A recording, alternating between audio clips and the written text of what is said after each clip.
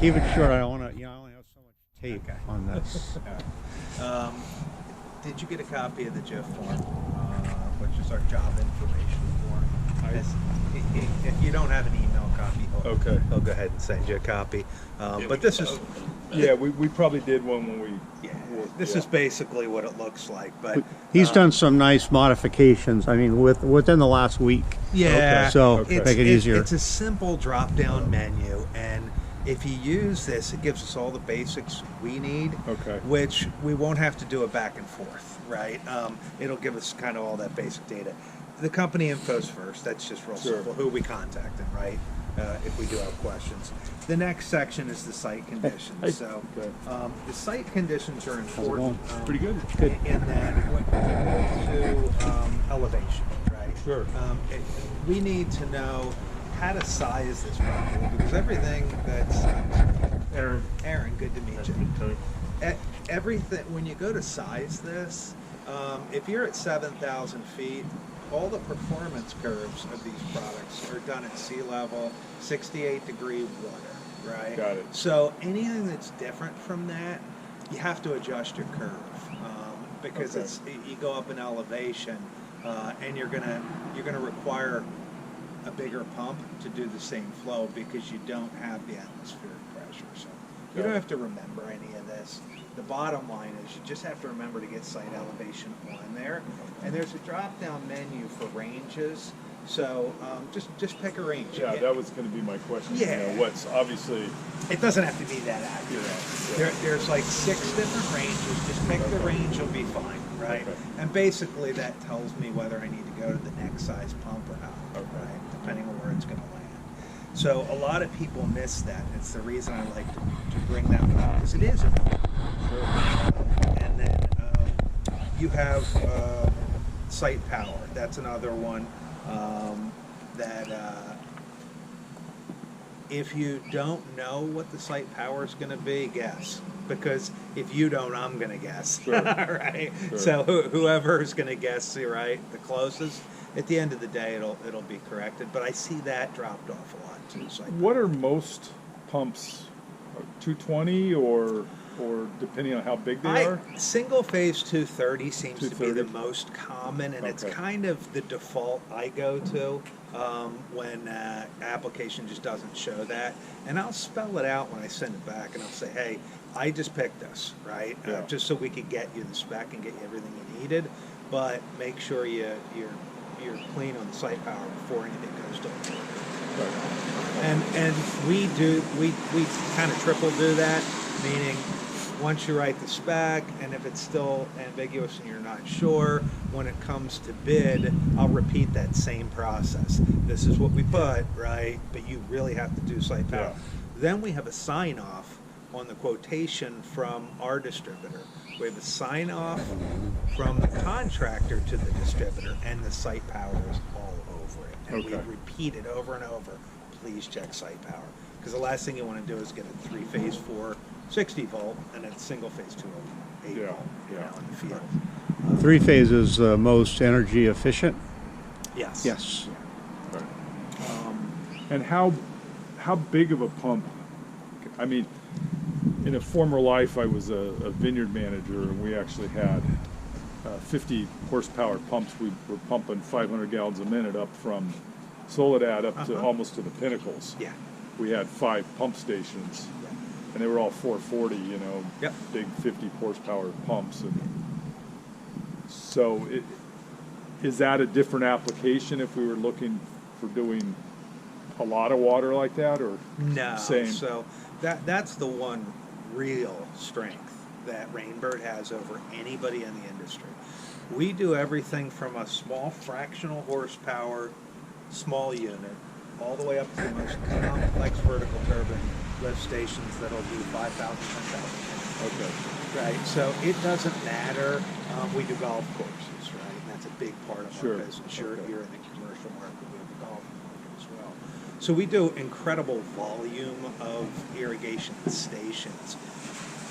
You're not going to find a more all-inclusive manufacturer of pump stations for irrigation than Rainbird. Even within the same group, this pump right here this pump comes with, I'm going to walk through it real quick, but if you look at the connections here, you're like, what is this, right? It's an Yeah. odd connection. It's just a quick connector, and we quick connect flanges onto here, depending on the size of the ANSI flange that's going to be on the job site, 2 inch, 3 inch, 4 inch. But the whole point of that is that there's never any cutting and having to re-weld if you need to move anything out. You simply take 2 bolts off Yeah. and pull this off. Okay. So the station can be put in and removed with simply unbolting those couplings. Now, we took it a step further and we did it inside with the pump too. So if you notice, all Okay. the connections are quick connections. The whole point of Yeah. that is if that pump, it's a mechanical piece of equipment, eventually something's going to fail on it. Most likely the mechanical seal at some point, because they always fail, right? Then you're just unbolting that and pull the pump out. You're not cutting, so if you look at our competition, you have to cut it out, and then Right. you have to come back and re-weld the whole thing. It That's becomes the a real Tolic? pain. Yes. Yeah. Yeah. Okay. So that's kind of one of the standard features, and I'll go through a list of them that really separate it, and it's hard piped. You're starting to see right now a lot of the industry is going to a 304, not a lot, just a couple of the key players are starting to go to a 304 stainless steel pipe and potentially a 304 pump, right? The problem with it is it's 304 still rusts, right? So the promotion is it's 316 it won't rust, but Right. it's not true, it rusts. The impellers all have tack welds on them, and those tack welds go apart, right? So it's really an inferior product, but they sell it as a stainless steel product. Okay. The piping also and the casing of the pump, they're really flexible because they're just thin-walled stainless. They take a sheet of stainless and they stamp the form. Right? When they do that, it becomes very flexible and they tend to deform over time. So what you'll have is you'll have your pipes coming out, they get hard piped on, and then over time it's wiggling around, the case starts to deform a little bit, and the impeller will bump on the case, right? And then it'll just be Not good. It really isn't. That's why you really want to go with a solid cast iron, steel piping that's powder coated, something that's really rigid, right? Nothing's ever going to happen to this, right? So you don't have to worry about that part of it. That's going to be there for a very long time. So that, Marco, you can hear okay? Yeah, I cut off a couple times, but I got most of it. okay. So that kind of gives you that idea. Well, when we go back to what does, Rainbird, why did I say they offer so much? Within this is called our CLP. It's one of our smaller units. You can have it this way. You can have the flanges put on, right? So you go flange at the ends and you still have the quick disconnect. We have an external bypass for this. So if you wanted to have a bypass available for water, right? So let's say the pump breaks and you want to take the pump out of service, you can just flip the bypass and the bypass will go by. Now, obviously you needed a pump in the first place, so it's not going to provide the sprinkling or Right, the irrigation like you thought, but maybe it still provides enough water to do the drip system, or maybe it still provides enough water, 70% of the water that's needed while the pump's being worked on. So that bypass we have available now, which just bolts onto here, and it's an external bypass. Well, there's also an internal bypass, right? I know, cold Now, drink when you went go up with a the, bypass, you're That's what they talking have to about a sugar. hunk, Yeah. a hunk of metal like this, right, with valves. If you take that and put it inside here, you make a giant enclosure. Sure. And you really run the price up. So if you were saying this is $9,000, you're going to go over $20,000 just by taking a bypass And and putting sticking it in the enclosure. Yeah. Application's no different. You're going to have the same pump, you're going to have the same controls, but now you move the bypass from external to internal for no reason, and now you have an expensive piece of equipment, right? It's the same with paddle wheel flow meters. Paddle wheel flow meters need a long run, right, to go. Try and keep those things out of the enclosure. That'll keep the pump station low, right? And then you can put them in somewhere else in line. It's not always feasible, so we offer it the other way as well, where you just stick it right in the enclosure. But you're talking about a very large enclosure. and that there's cooling involved in there. So a whole bunch of things start to change when you include stuff in the enclosure. So when we get to the accessories there, we'll talk real briefly about what they are and what they do. But then you can think in terms of what's this, how much do they want to spend on this, right? And if they don't care and they want everything in one convenient little box or big box, right? And they have only that space and they want to lock it up and people may be around, then go ahead and put it in the enclosure, but it's really going to bring the price up, okay? Got it. And that's everybody, by the way. That's not just a ring Sure. thing. It's That makes perfect sense. Yeah. How important is the budget to you, or the price when it comes to a pump? It's usually the biggest item on there, but do Yeah. you get questions on that, or Depends on the job. Yeah. Yeah. It's all Most of the per. time. At least not in the beginning. Right. Yeah. At the back end. Oh, we need to cut 10% out of this. Yeah, And there it's we like, go. Okay, Yeah. well, Well, and You got it's 1 funny. gallon It's trees, funny you you know. said that because that's what we say. You Yeah. know, we see it on the back end where we'll write a specification, and we weren't paying a lot of attention to the enclosure size.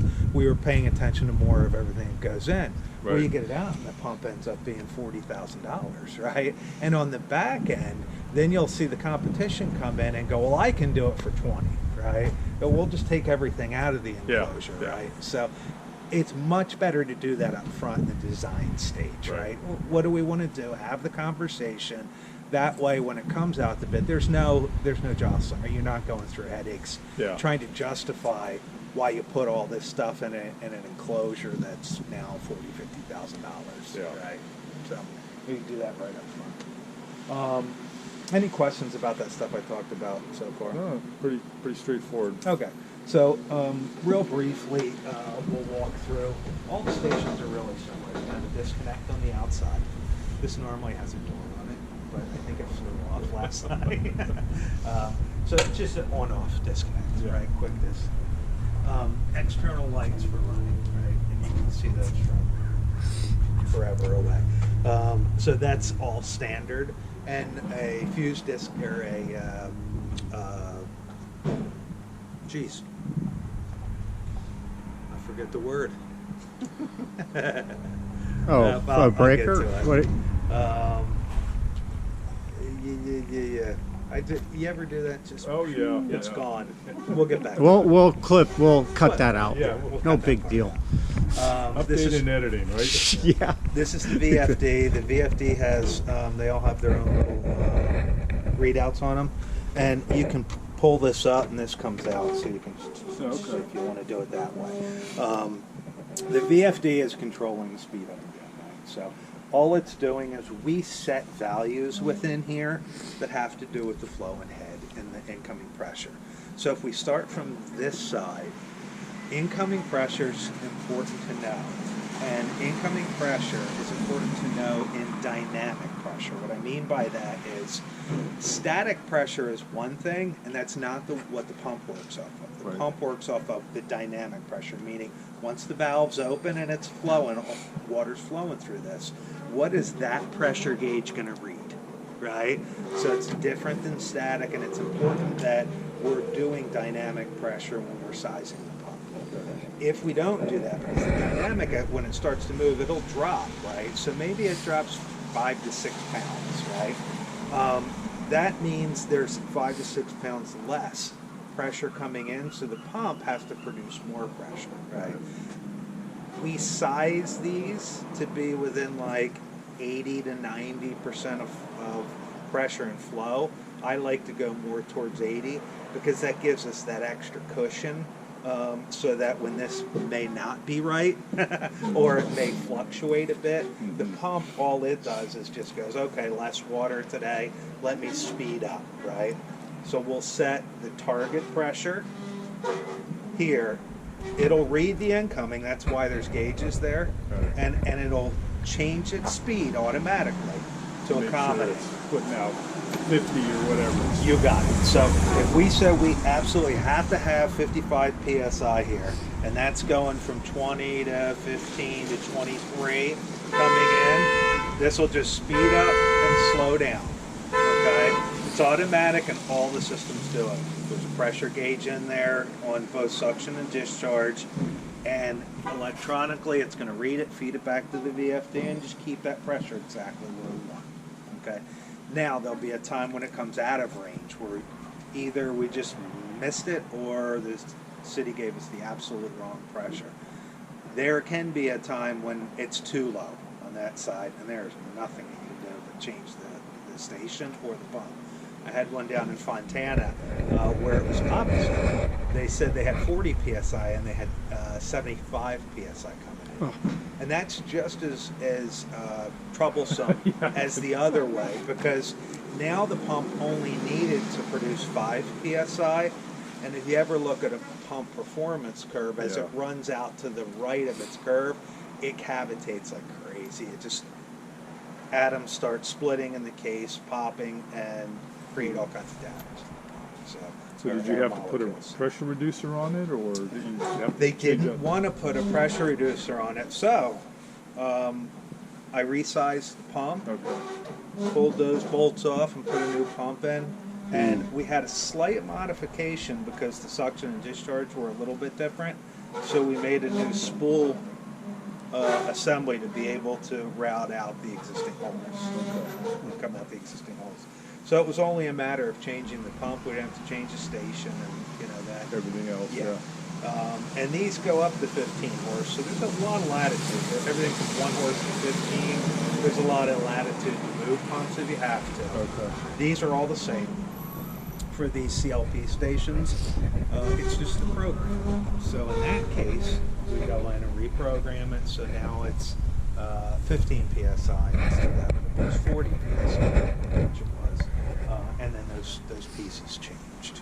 But the critical part of that is getting as close as we can to the right dynamic inlet pressure while the water's moving. I get static all the time, and I go back and I go, "You got any idea?" And if they don't, I'll end up taking about 5-6 pounds off of that. So that's kind of the standard that you would. That's what I use. Yeah. Yeah, because it seems pretty. It seems pretty common. Yeah. So you know why there's pressure. Just reading and feeding. That's it. And we can change this anytime we want in the field to accommodate more pressure, less pressure, whatever we like to do. Right. So Within the limit. That's going to be kind of your staple irrigation system. And then once you jump up to the next size and larger enclosure, they go into the 16 to 22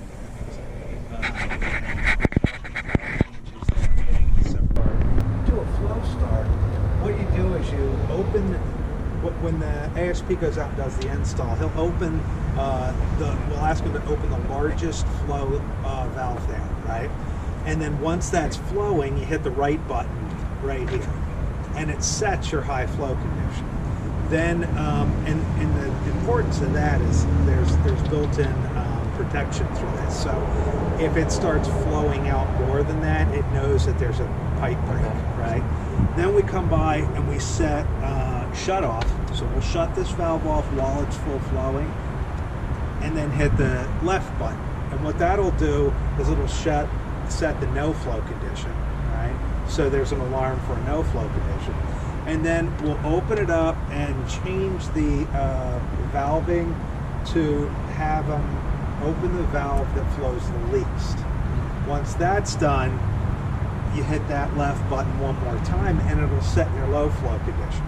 The nice thing about that is the pump won't turn on if there's nuisance leaks in the line, right? Because it's not enough flow to turn the pump on. So that's nice because you don't sit there and cycle on, off, on, off, on, off, on, off. You have a nice, you can let the leaks happen once the valve opens and that low demand comes. So you can tell that the one thing about ours is all of our systems are all of it built-in safety features. So the pipe breaks, you're going to know it, and it's going to shut the pump off. If the suction pressure comes in and it's considerably higher than it's supposed to, an alarm's going to go and the pump's going to kick off. If it's lower than it's supposed to, an alarm's going to go off. and that's to protect the pump, because if it's too low coming in, the pump will cavitate. If it's too high coming in, cavitate, and that'll even out. Variable frequency drive, they're mounted on all systems, and they're just going to take that pressure reading, right, and keep you at that constant pressure. If you look at the chart over here, these are the various colors, or the various different models of this pump that we have, right? So it's kind of a quick chart. You can pick, okay, I need 50 gallons of 50 PSI. This is the pump I need, right? Within that coloration, the pump can operate anywhere there, right? So that pump could go up and down, and you can decrease the flow, increase the flow, increase the pressure rating, just based off of what you're programming.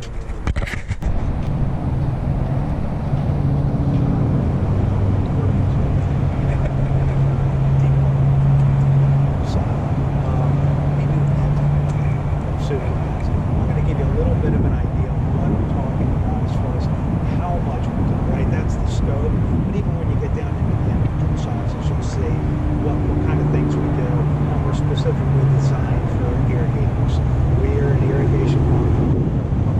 So we go from reservoir to road. And our pumps are all about irrigation. That's it. That's all. We don't make it for them.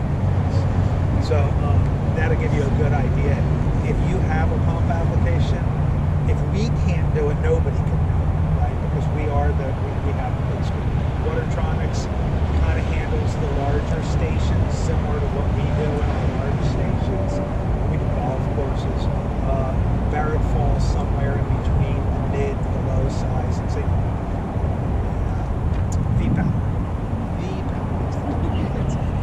And you threw me off at the VP. So that kind of gives you just the mind's eye, real quick view of what it is that we do.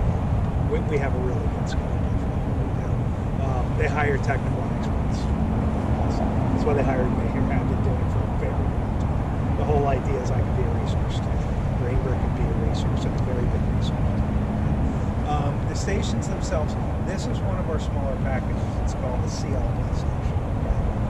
So in the packages that you guys are used to, you may see an internal bypass, right?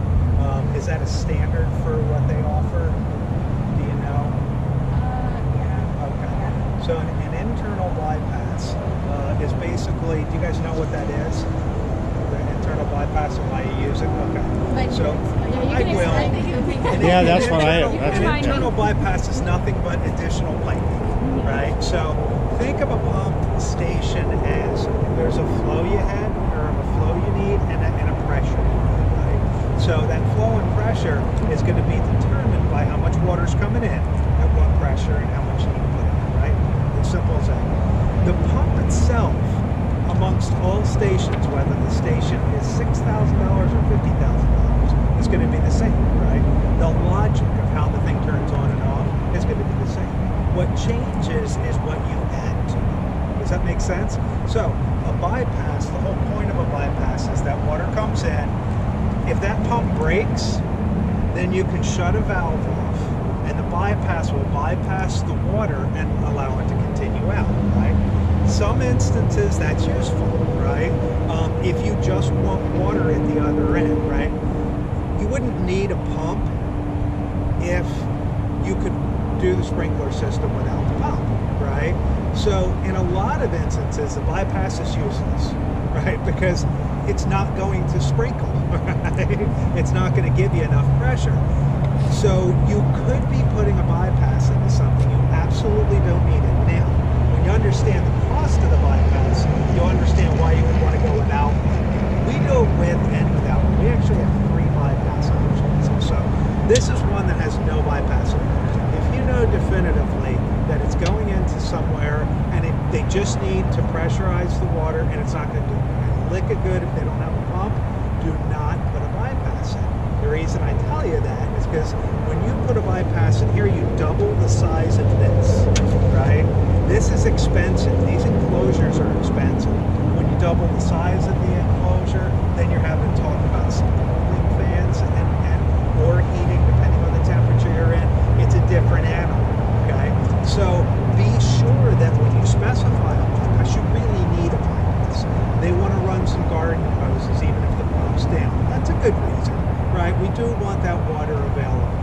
there's other ways to tackle it. We have an option for this pump. If you'll notice, there's no flanges, right? And typically they'll flange to flange. Well, these are quick connect fittings, and we put them on everything. The whole point is we can take any size flange. We have 2, 3, 4, 6, 8, and we can slide it on here with 2 bolts bolted on, and then you can couple up to your piping.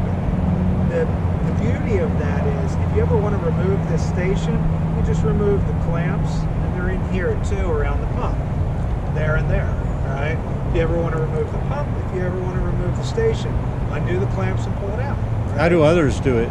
They weld them. So They this is weld all them. So they have to have a hard-piped welder out there. welded. Okay. So if you want to work on their pot, you got to cut the pipe, pull the pump out, then you have to come back in and re-weld it. Okay? It's a big difference in feel. Same with their piping here. So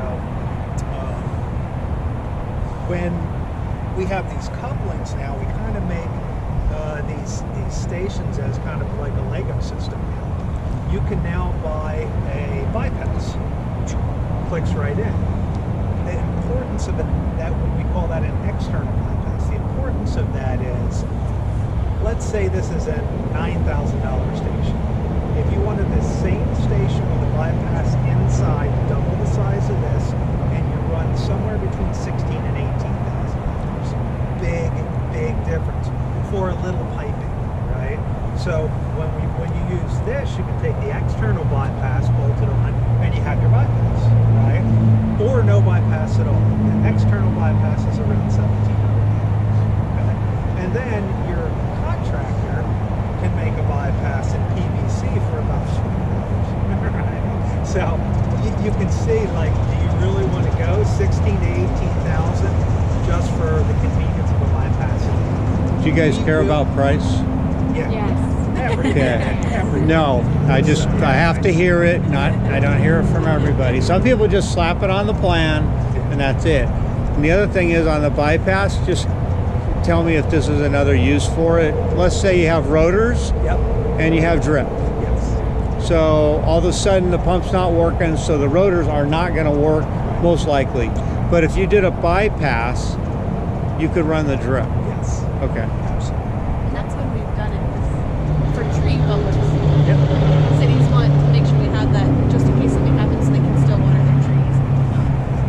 Yeah. I've done it, and again, we offer Good it to all. hear. So it's not the important thing to know is I'm not trying to not sell a bypass, right? What I'm trying to do is I'm trying to explain that you don't need a bypass for everything. That's the most important thing to understand, because the price significantly changes. If it was a $200 change on a $15,000 station, it's inconsequential, but it's not. It's very consequential. Excuse me. So, from the bypass standpoint, I think you guys have clarity on that, right? Like, how do you want to do that? That's an important question to ask. We talked about the quick disconnection, so that's on the service end, and it's super convenient. I had a job in Fontana where the pump itself, this incoming city pressure ended up being about 40 pounds more than what they specified and what they said it would be. And that's real problematic for the pump, because it's then telling the pump to do a lot less pressure than you were designed for. And when it does that, it cavitates and moves all the way to its curve, and it heats itself up over time. So we had to go in and change the pump out for that, right? Easy enough, because we have the fittings, we have the service tech team that comes out and decides it up and replace it. But when they shut down, they did do the bypass, and that pressure, because it was so pressurized, gave us about a 75% pattern for the sprinkler system. It wasn't full coverage, but they could keep watering while they did that. So in that case, great reason for maintenance.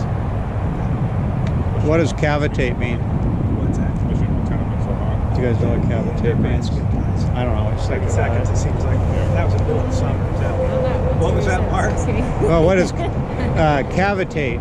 Can you Oh, give cavitation. give a description? Okay. That's just for me. Okay, so when water comes into the suction or of the pump, it requires a certain level of pressure there for everything to work properly, right? Well, when you have less and less pressure there, what ends up happening is oxygen molecules will split in half and cause a little explosion. And it sounds, if you were listening to a pump, it just sounds like somebody threw a handful of bottles. It's just a couple and rattles around like those bottles. And it just takes little pits out of the iron, the metal material, and over time, if you pull it apart, it'll look like Swiss cheese. So it can go right through the casing over time.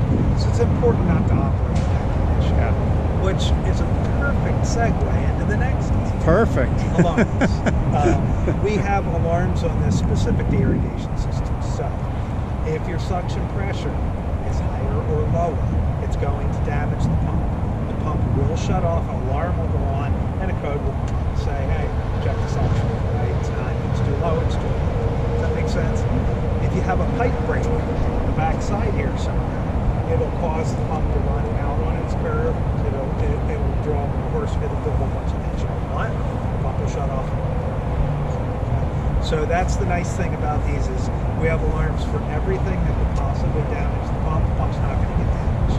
Now, when we go out to startup, we do full startup and then we train everybody on site with our personnel of what the alarms mean, the codes. They go in the machine. We have a binder in the machine that goes there. Those codes are there.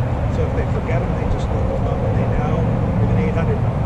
It's called the 800 number. And then we have our service techs that get a 3-year warranty and they'll come out to fix. Not something they can do over the phone with a quick, oh, that code, check this, then they'll send the service tech. So is the alarm also besides there? Is it external light? Yeah, Or we can add that. So yeah, when you look at the options here, so let's just take a look at this real quick. This is the job information form. The top half of it, if you look in the green, that's just your company information. Populate that with your information and save the file like that, and you never have to do anything there again. The second one is the site conditions. So the site conditions are important. My project, you see how the very first one is the project name? That is super important because we're going to communicate from the time you go to the design till the time the contractor gets a PO to the distributor gets a PO to us. And I'm involved in every step of that process. I really like to hold those names consistent because they don't get held consistent sometimes. And then I've now the contractors going, well, it's whatever, City of Change the Los name of the Angeles park. Bear Yeah. Park, Yeah. you know, and then I it get that. ends up being like a Penguin Zoo or something, Yeah. and I can't ever find it. So important, really important. It's all for you then? Okay. It's I'm just actually asking. for the job. All It's right. not just for me. Yeah, it's for the whole. It's for the job. It makes everyone's life. We find that too because some clients will they'll call and they'll say, okay, we want to do the same thing. Right. And then if you don't have it on there with the number and everything, there's no way you know. Yeah. City and state, those are important as well. We file everything that way. The other one is right under that is site elevation. That one gets missed all the time. And they're just drop-down menus. They're super simple. When you get into this file, the drop-down menu is going to give you roughing, 2,000, 1,000, 4,000. It's really, as long as you're within the drop-down menu items, you're fine. But that's important because it changes the pump selection. I don't know if you guys know that. But if you go to Denver and you're putting something in Denver at 7,000 feet, it's going to be a totally different pump than it would be down here. So if we don't know that when we size it for down here, then it's not going to work. It's important that that gets on there. There's one of the drop down 0 to 1,000 for sea level, which covers a lot of what we do. But yeah, pick that and we'll be going. Outdoor enclosure, indoor heat and insulation. What are those? Enclosure add-ons. So this is the enclosure. Right? Add-ons are just whether you want to have heat to it or whether you want insulation for noise. And in the drop-down menus, it describes exactly what you're picking. So you don't have to remember anything I tell you now. When you go to the drop-down, you'll just be like, oh, that's what I want. Site power. That's another really important one. Even if you don't know site power, take your best guess, because otherwise I'm taking my best guess, and yours is probably better than mine. If it's a best guess, I mean, that would probably be a good one to put in the notes too, or something.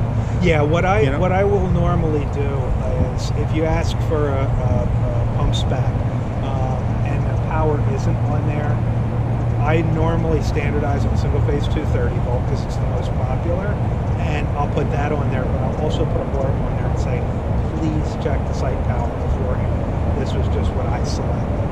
Okay.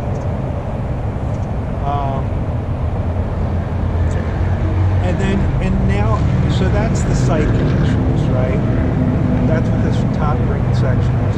The next one's the application itself, and that's really simple. How much pressure do you have coming in?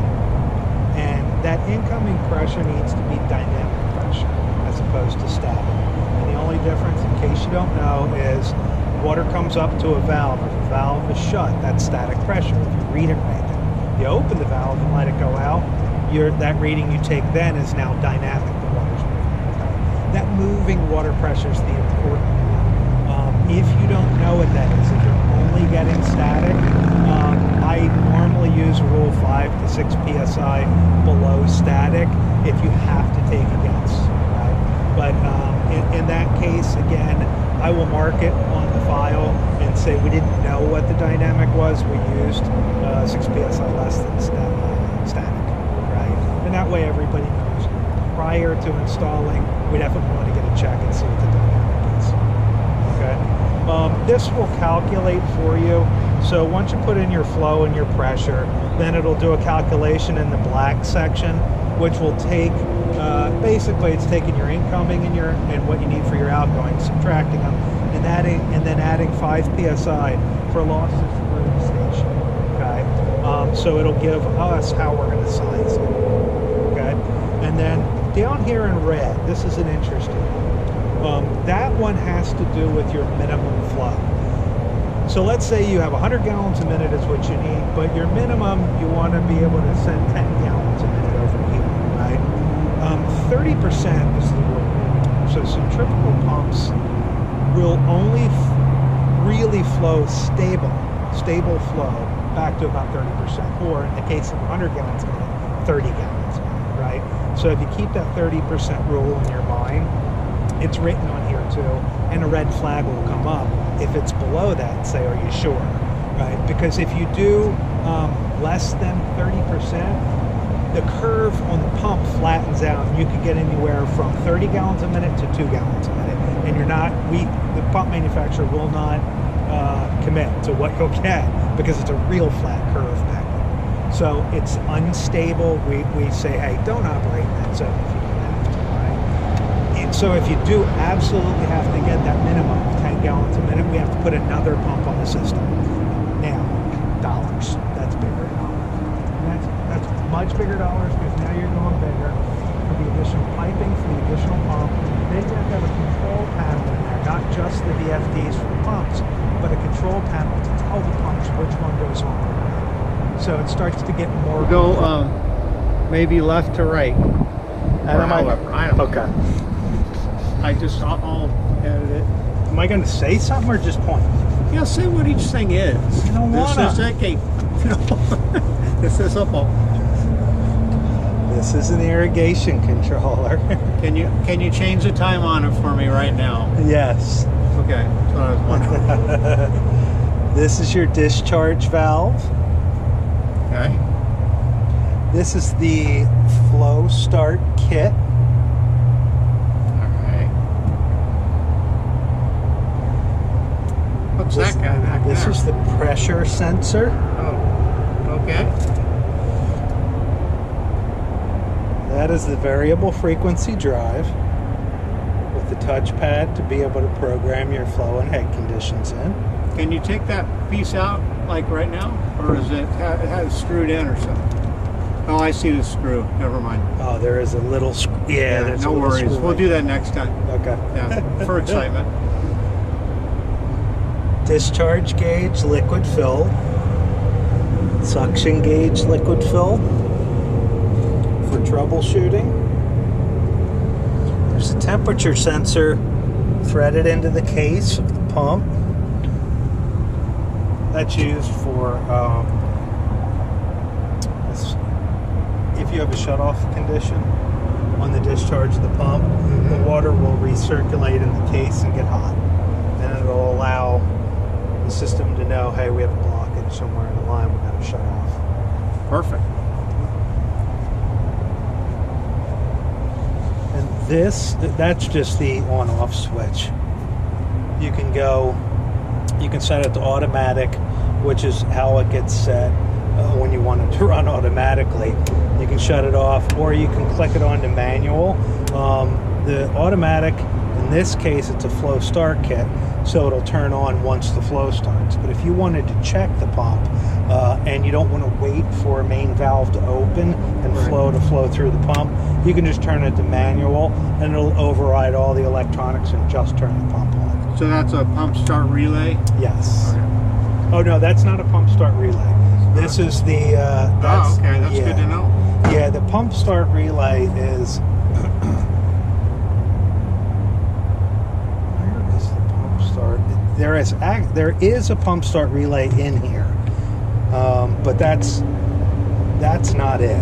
This is the three-way switch. That's why it says must be energized for pump station to operate. Yeah, the pump start relay, I don't exactly know where the relay is when they add them to the CLPs. When they add them to the bigger stations, there's actually a relay in the control panel. I think the pump start relay is in here. I think that's what this wire is, but I'll double check it. Okay, what's the gold thing? I don't know. That's the motor. And you want to point, oh. How about the fitting? These are the quick connect fittings. That allow you to remove 2 bolts here and 2 bolts here, and simply pull the pump out and 2 bolts here. So I'm gonna go here. This is what it looks like without the clamp. All right. So those fittings are both on the station and on the pump. Which I love. Well, this is all great info. And you have your run lights that are visible from a great distance. Green for run, red for an alarm situation. And if neither is on, that means the disconnect has been shut off and there's no power. Very nice. Where's the door?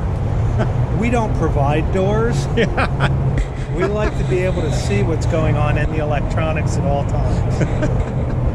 I like that. Got to end up with the bird, I guess. This bird. Oh, it's one way to be in the picture. That's what I was worried about. I was in it.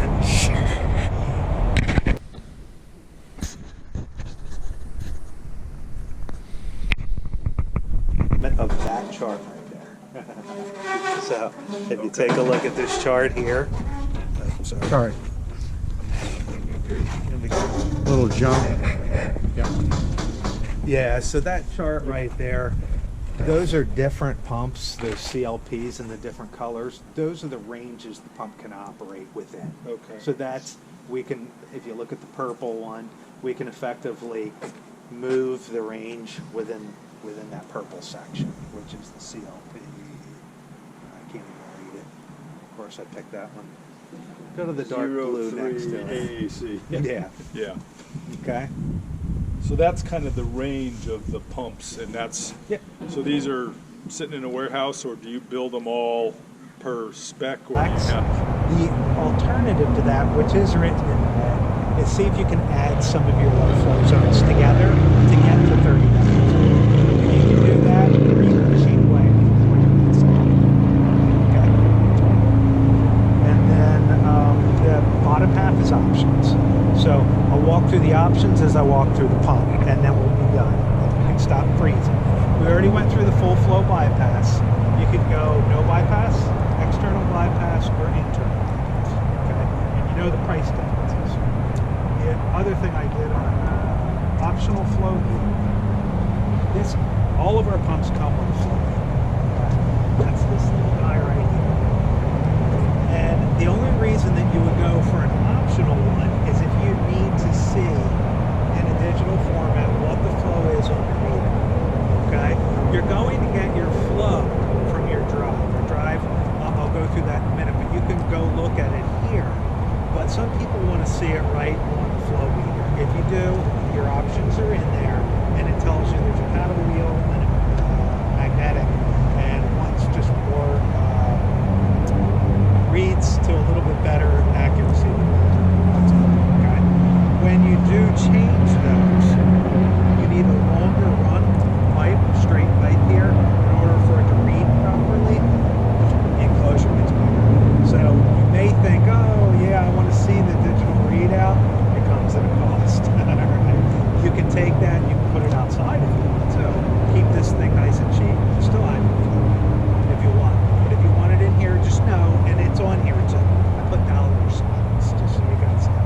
Like $1 sign, $2 signs, and $3. To let you know, hey, it's going to get more expensive. Okay. So this is also what we call flow start kit. So when one of the questions on here is how do you want to start it? Right? You can start it with your irrigation controller. Our systems here, we have them mounted right inside the box. You can put the controller there if you want to. If you don't, it's somewhere remote. You do have to run power wire from your controller into the station. Right? So if you do controller start, know that there's going to be some service in there running additional wire to here. The other two methods, you don't need any wiring. It's totally independent. And one is a flow sensing unit, which is this. So the moment flow moves, valve opens, water flows through the pump, that senses it in terms of moving on and runs according to what you asked it to run. Okay? There's another one that's a pressure sensing, and the pressure sensing pressurizes the whole line, holds the pressure in the line, and then if the pressure drops, then it turns on. So these flow sensing ones, they're called flow start kits. These are the they're super inexpensive. They work every time, all the time. They're super stable. Just go to flow start kit and save it in the drive, and it'll have the $1 sign instead of the $2. Are you going to change it to have the dollar signs? Muy expensivo or something? Yeah. Have the drop Literally, down? I put a $1 sign and then the description of what it was. Yeah, just like an automatic. But this is one of those bang for your buck. This is the bomb. Stick with the one that comes standard on it. The reason it's so cool is it's a flow meter, right? But at the same time, you set all your values on it. So when it gets out into the field, you provide full startup with our certified techs. When they come started up, they're going to go ask the irrigator, turn on your largest flow station. Turn on that station. As soon as they're at full flow and the pump's running, they're going to hit this button, and it's going to set the maximum flow on the station. The reason it sets that is so it can also set where the alarm would come on in the event of a broken pipe, right? If you have a broken pipe, you're going to flow more than your largest station, and we want to know that so we can shut it down. The second thing that they do is they reduce the flow to the smallest station. In the smallest station, the first thing we'll do is shut this valve and go to dead end, meaning there's no flow whatsoever, and hit the button. That's going to record in the memory where deadhead pressure is, where zero flow is. Okay? And we're going to open it up and check the low flow conditions. Let's say we had 30 gallons a minute with a couple low flow drips stations, right? And they open it up, hit that 30 gallons a minute, they hit that button. Anything under 30 gallons a minute moving through this pump, the pump will absolutely ignore it.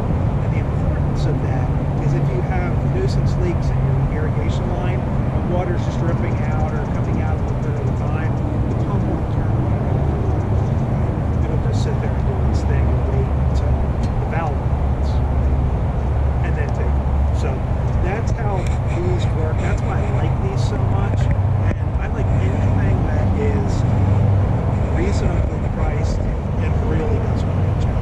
Right? That's what that is.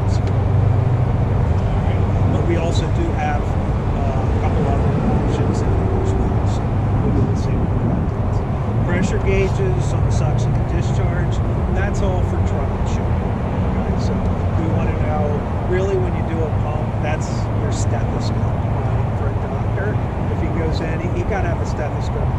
Doctor, he or she's going to check it, right? And that's our stethoscope. I look at the suction, I look at the discharge, I can tell what I'm doing. If I close it and shut off, I know exactly whether it's lines curve or lines curve, and then I can move forward with the diagnosis. If you guys are cold, I have green ponchos. For real. And this one, It's okay. I'll be okay. You're fine? that's your Okay. variable frequency drive. This is the brains of it, and what it's going to do is it's going to sense the discharge pressure. And as the discharge pressure